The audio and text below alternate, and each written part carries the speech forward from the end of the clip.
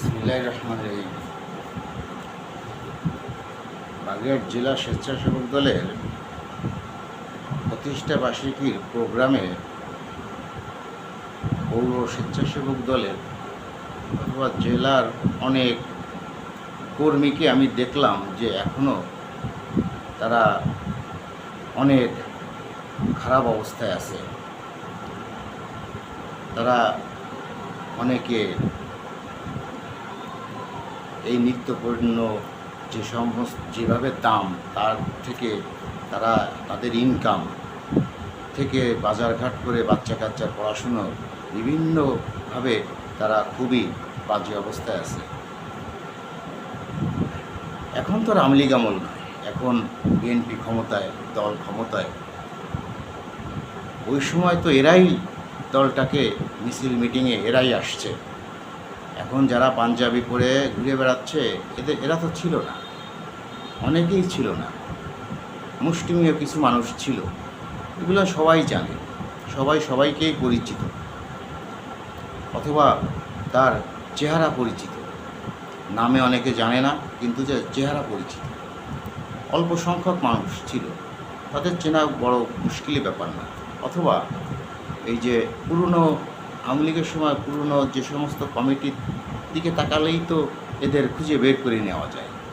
যারা ওই সময় যারা বিএনপি করতেই চাত না, মানুষজন দেখলে পলাইতো, তারা তো সেই সময় কমিটিতে থেকে এই দল করছে, মিটিং মিছিলেও তারা আসছে, অনেক নির্যাতন, অনেক অপমান অপদস্থ সহ্য করছে।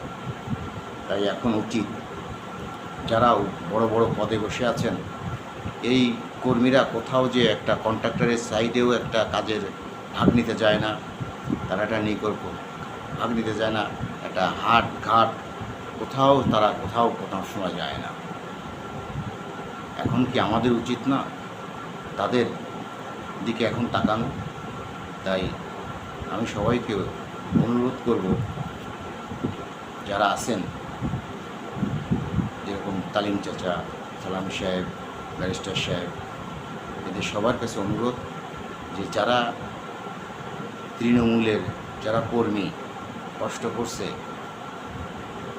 দল ক্ষমতায় ছিল না তখন না হয় তারা কষ্ট করছে, এখনও যদি কষ্ট করে, আর শুধু খাবে কি নেতারা, কর্মীদের কি হবে?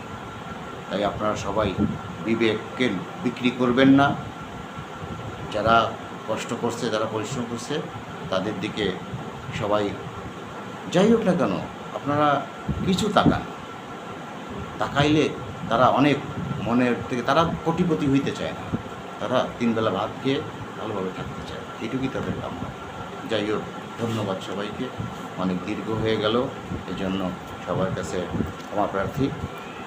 ভালো থাকবেন। খুদা হাফেজ। বাংলাদেশ জিন্দাবাদ। বাংলাদেশ জাতীয়তাবাদী স্বেচ্ছাসেবক দল।